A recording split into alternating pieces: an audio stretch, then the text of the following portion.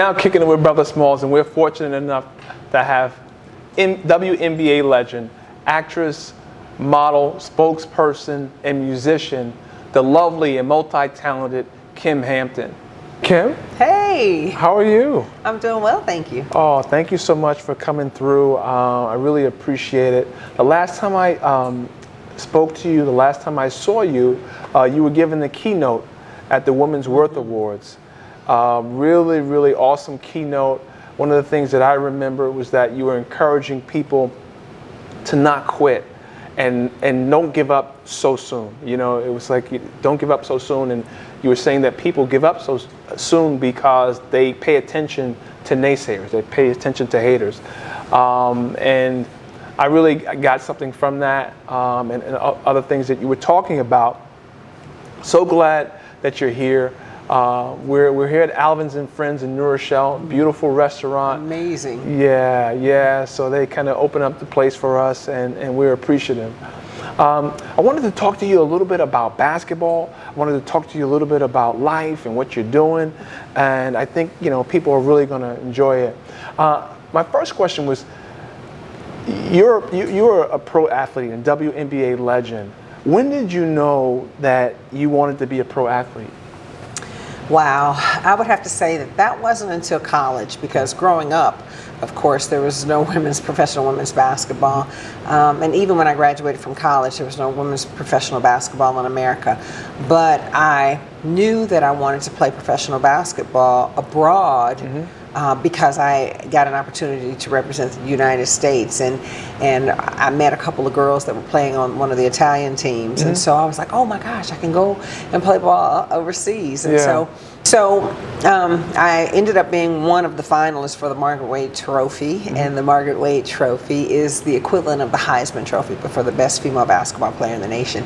And so I was flown to New York, and I met an agent who was placing players overseas, so I knew that I was going to go and play abroad. And the first place I ended up playing was in Spain, and I loved Spain and ended up playing in Spain for my first 6 years, actually.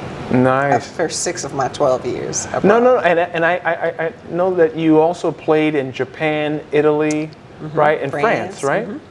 Wow, how was that experience? Oh my gosh, it was amazing. I mean, I have the travel bug. I mean, I love to travel. I just love seeing new places, and I love just learning about culture, and I love the food, and it was just amazing. Wow. And so after the 12 years, I know that you were a part of the New York Liberty, right? And so what was the difference between playing abroad and playing in the WNBA? Well, playing abroad, it was more like a collegiate type of league as far as talent, because every league, depending on what country you played in, it had the like if I played in Spain, it had the Spanish girls. Now I started playing from my third through my 6th year, I played on the best team in Spain, and so I had a lot of the girls that played on the national team in Spain. Yes. Same thing when I was in Japan, I played on a team that had a lot of national players. And then you usually have 2 foreigners, just depending on the country. So if you have 2 foreigners, and they're kind of like the ringers.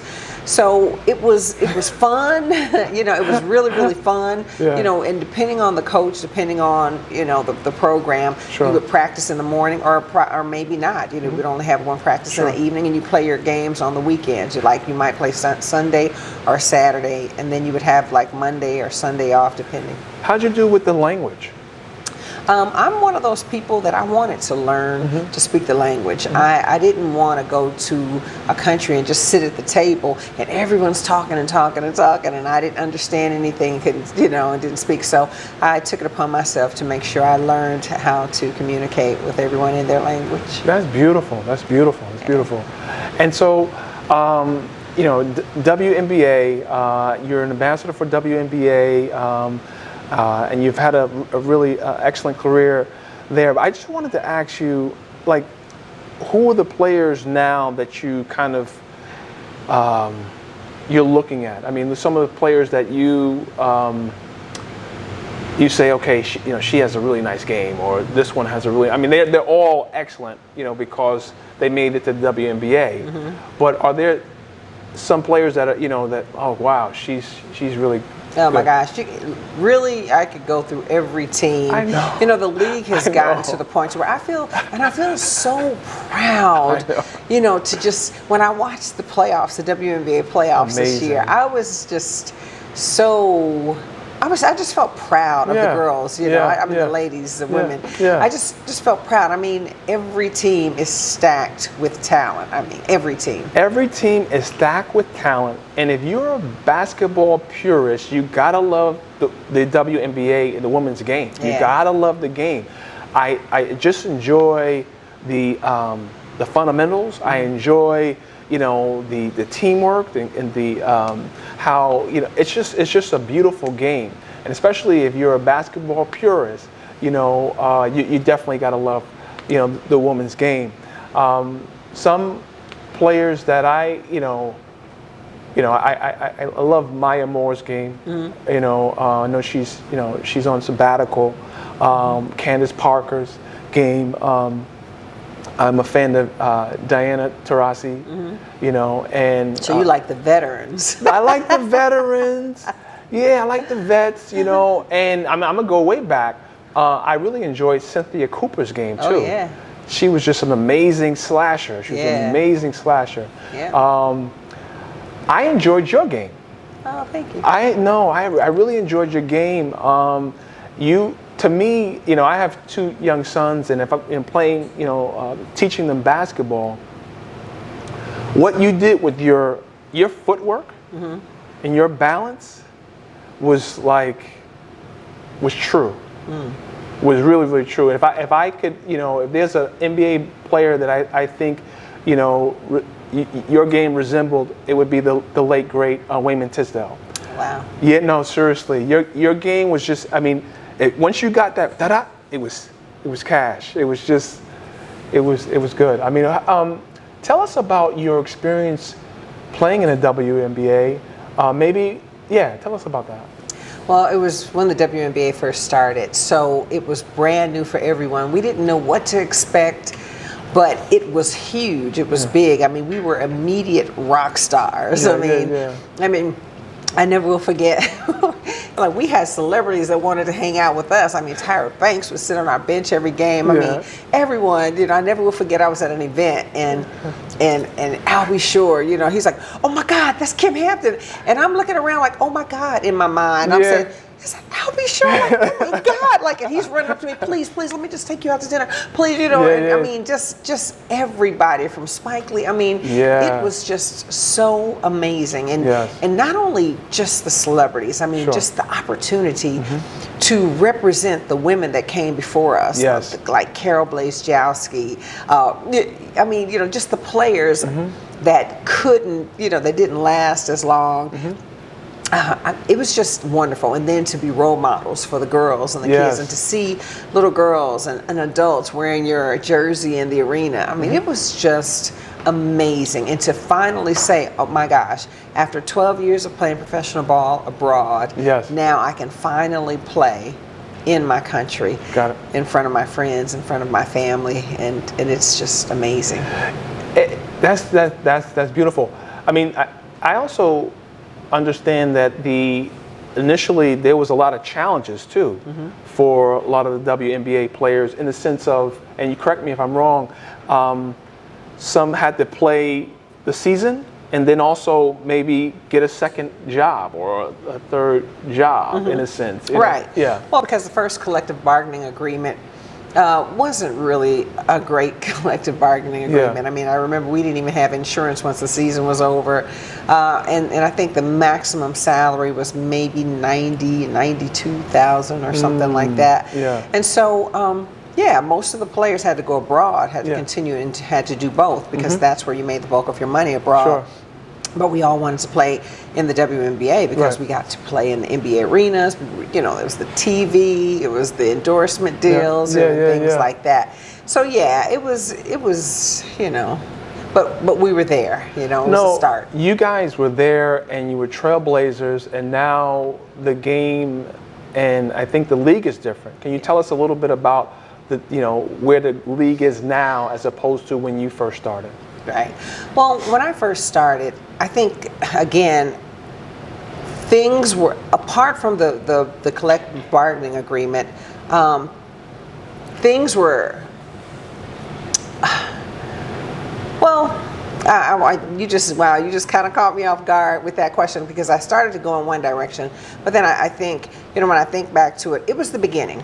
So although it was grand, we were on a grand stage. Everyone knew us, every commercial, you saw us. I mean, literally, it was huge in that perspective, but still in a lot of other ways it wasn't. It was very grassroots. We had to do a lot of appearances, which was okay. We were trying to build that. I mean, that was okay.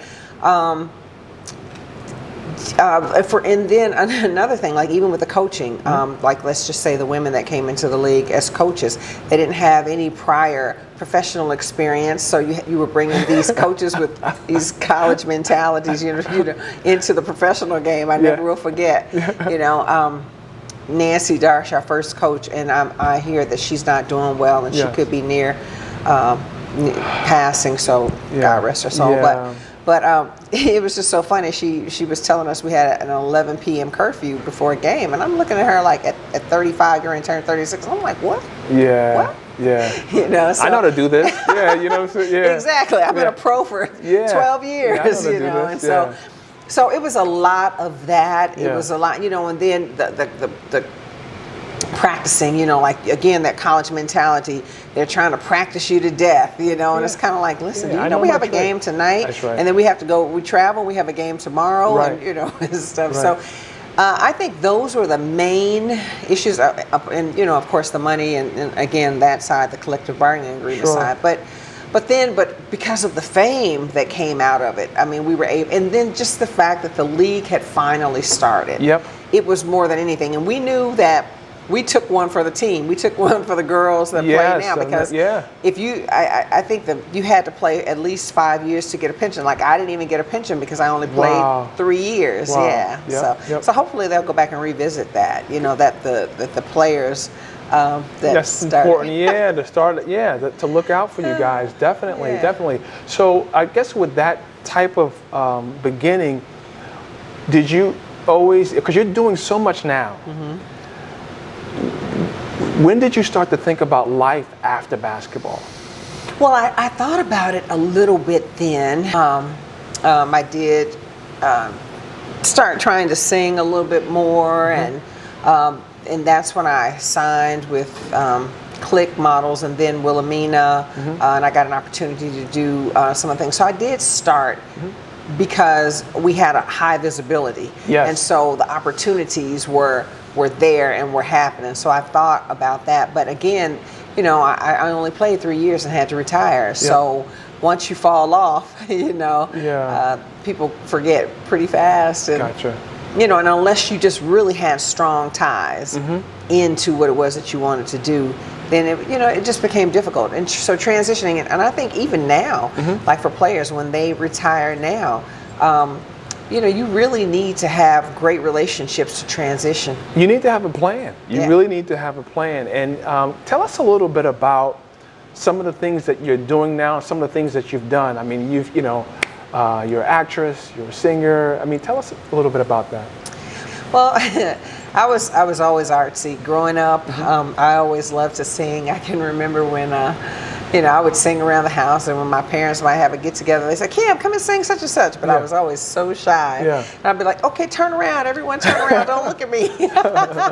And so I grew up always being, just having a natural talent to sing, and I always fantasized about modeling and singing and acting. So when the Wnba happened, I just started to, really push the fact that I wanted to do those things. I realized the possibility was there and that I could do it. So. No, it's wonderful. I was also reading that you're into maybe design, or you've done like, you've had like maybe clothing line, or a I think was Ashley Stewart. Yeah. Well, that came about because I got an opportunity to meet the CEO of the company, and plus size clothing is everywhere. I mean, there are so many stores. Plus size women are now finally blessed with clothes that they can feel good about. Sure. But forgotten is the tall plus size girl. So now you're talking about prime example. Look at this shirt. Yeah. This is a plus size shirt, but look where the sleeves hit. So I kind of have to pull it back and play it off like it's a 3/4 length when this was meant to be a long sleeve shirt. Got it. So, and then the same thing with pants, Okay. the inseams are shorter, or if you're wearing a dress, it hits you, in a different place than it should. And so, he thought that was a good idea, and so we made the process happen, and we came out and we kind of came up with some pieces to start this Stand Tall line. But unfortunately, they really didn't want to invest in the continuation of it. Sure. They didn't want to put money behind creating pieces, and going further. They only wanted to just do a couple pieces here and there, and Got it. Got it. All right. Sounds like a market to me. I was on your website. What's your website again? It's KimHampton.com. KimHampton.com. And that's KYM Yes. Hampton.com. Yeah, I was on your website the other day, and I was looking through, some of the things that you post, and you're very, very thoughtful. You're very thoughtful. There was one post that I was like, wow, this is really. I mean, there's different statements that you make on your website. The one kind of struck out. You said, "Stop dimming your light for those that can't handle your shine." Yeah. I feel like that's my mantra, because I find, sometimes when you are really good growing up, like if you're really pretty, or if you really, or if you're, like if you're really good at a sport, and things like that, you want to kind of dim yourself down so that people will like you growing up. And so I was always pretty good at stuff, and I just wanted to fit in, and it's just the same way, the opposite. If you're heavy, or you're, have a lot of acne or whatever, you just kind of want to fit in. And so I feel like I've always played down my gifts and talents, and never been that person that was just going to just put it on any and everybody that that I faced, because I really wanted to kind of be liked. So that's it. You got to train yourself to do that, right? You really have to train. You really have to, to really shine. Because a lot of people just, we're afraid to shine. Conditioned almost. And because we fear being judged as well. Sure. The fact is that we need your brilliance, Kim. We don't need you holding back, Kim. We need all that. Everything that God's blessed you with, we need all that. So no, keep shining, sis. You're doing a great job. It's wonderful. I wanted to ask you. You had a tremendous amount of experience. You've traveled. You've been a part of professional leagues. You've dealt with various different businesses. What advice, based on your experiences, would you give a professional athlete, someone coming up, or a successful somebody in their career? What advice would you give them? Because there's always going to be a transition, right? Sometimes you hear about athletes that, make a whole lot of money, and then at the end of it, they don't have a lot of money, And so, and same way with people with careers, with good careers, good jobs. They make some good money, but at the end they don't have. What kind of advice would you give those folks? I would just say, be wise if it pertaining to money. Be wise with money, because I can remember when I started making a lot of money when I started playing overseas. I was making like $10,000 a month, $20,000 a month. But then you have all of your family members, running at you. My lights are getting ready to get cut off. Helping people, do this and do that, and and then I decided to go into business with this, and so I think. Number one, you have to remember that this right here, if you don't take care of this, you can't take care of people. That's right. So I've learned to never talk about your money so that because people will count your money and feel like you should be doing this and you should be doing that. You know, you make $20,000 a month. You can't buy me a car, or you can't do you don't this. know You what know, I'm you doing, can't. dealing You know, with. Yeah. exactly. Yeah. And so, you know, like I would just say, you know, keep your money to yourself. Live a little bit below your means, and just start putting money away for down the road. You know, like speak to someone that you can make investments in, or an IRA. You know, I don't know what it is, whatever you feel comfortable with, because you have to really think about your future. Because, like we say for example, if you know, don't get out and because we played so long overseas. When I came into the league and started earning money in America, I was 35, getting ready to turn 36. So now, you know, if you're looking to get into something, you might be timing yourself out, you know, at that stage of the game. Got it. So, you know, I would say that, and then I would say follow your passions, because we've all been blessed with gifts and talents. And if you kind of lean towards those gifts and talents, I think, you know, number one, you're going to be happy. You're going to enjoy it a lot more. And, you know, and I just think that's what life is about too. Because sometimes we choose paths that it's stressful. We hate it. You think of all the people that become attorneys or work in the finance industry, or and they hate it. You know, but because it's paying the bills, they struggle through it. You know, so. No, that's great advice. You know, you definitely have to have a plan and stay true to yourself. Yeah. I got one more thing. I just wanted to do an experiment. Are you okay with me doing an experiment? Let's go. All right, you heard it, America. She's okay with me doing an experiment. I'm gonna do an experiment. And you got me in the hot seat or something? I'm just gonna read something. And let's just see what, you know, her reaction is, okay? Okay, I'm so in love with you. Whatever you want to do, all right, Al, it's all right with me. 'Cause you make me feel so brand new. And I want to spend my life with you. Let me say this since, baby, since we've been together, loving you forever, is what I need.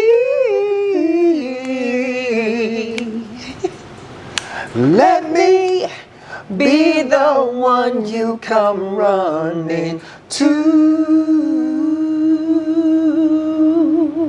Yeah, see? All right, we got one more experiment, guys. One more. I think that went pretty well. One more experiment. Let's stay together. Okay, let's see. Okay. When I wake up in the morning, love, and the sunlight... Lovely day. Okay. Lovely day. The sunlight hurts my eyes, And something without warning, love. See, I didn't know those words. Beers heavy on my mind.